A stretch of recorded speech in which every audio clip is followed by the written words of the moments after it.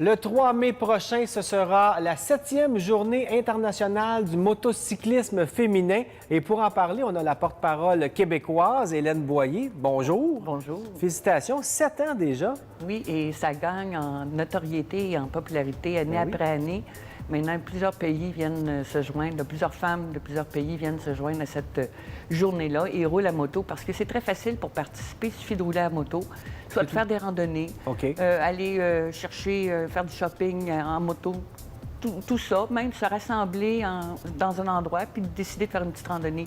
Alors, tout est ouvert. J'imagine que les femmes qui veulent participer peut-être à une randonnée organisée peuvent avoir des informations sur votre page Facebook ou sur votre site Web? Tout à fait. Sur la page Facebook de Motorist, il y a des femmes qui se réunissent là. En fait, ça devient un lieu et ils organisent des randonnées ou des activités spéciales. On a déjà vu des barbecues, jumelés à des randonnées et tout ça. Mais c'est vraiment laissé à la discrétion des participantes. Elles font ce qu'elles veulent faire cette journée-là. OK.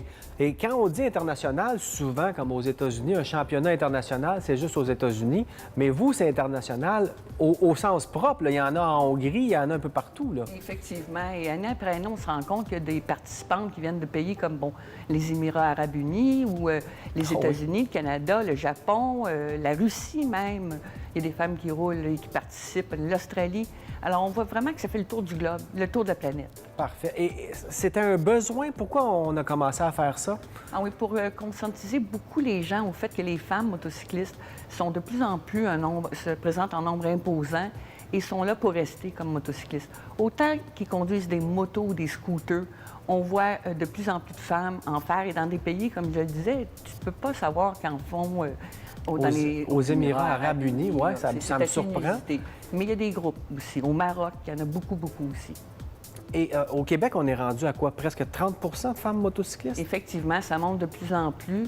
Et on voit que tous les fabricants, que ce soit ceux qui fabriquent des vêtements ou des équipements pour les motos, on voit très bien qu'ils ont en tête ce créneau-là de plus en plus. Oui, parce que c'est un marché, 30 c'est pas rien, c'est près d'un tiers.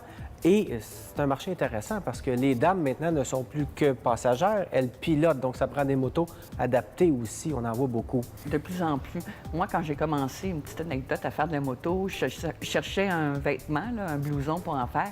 Il y avait juste des blousons pour hommes. Ah oui, alors, c'est pas la même coupe. Non, pas du tout. On a l'air un petit peu plus carré, armoire à glace. Alors moi, je suis très heureuse maintenant que les fabricants aient ouvert un peu leur porte aux femmes motocyclistes. Oui, parce qu'on voit, je pense à Revit, on a déjà présenté un manteau à l'émission avec une coupe féminine. Ce qu'on voyait pas avant, c'était le manteau de cuir comme les gars, puis arrange-toi avec ça. Et oui, Schubert a sorti un casque pour femmes. Oui. Qui est mieux, il y a moins de pads là, pour plus se profiler autour du visage de la femme. C'est parce qu'il y a plus d'esprit à mettre dedans, sûrement. C'est ça, oui. Oui, c'est ça. L'intelligence de vous lire. Mais c'est le fun aussi d'avoir des filles qui roulent de plus en plus parce que je pense que quand il y a des filles dans un groupe aussi, ça va peut-être un peu modérer les ardeurs des gars. Ça, je le vois souvent. Et ça change la randonnée aussi. On n'arrête peut-être pas aux mêmes endroits.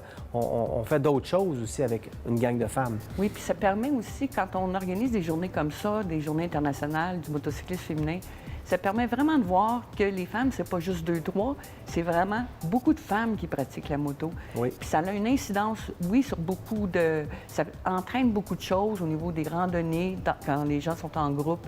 Et je pense que c'est important de le souligner que là, lors de cette journée-là, les femmes n'ont pas peur de faire de la moto, du scooter, et sortent, puis ils se rendent au travail. Il y en a beaucoup qui vont travailler en moto maintenant. Ah, c'est cool. Il y a quelques années, on voyait moins ça. Mais je suis très contente de voir que maintenant, les femmes font de la moto au Québec et partout ailleurs dans le monde. Bien, bravo, mesdames. Alors, le 3 mai, c'est toute la journée. On prend sa moto, mesdames, et on fait ce qu'on a à faire avec la moto. Tout à fait. Parfait. Merci, Hélène.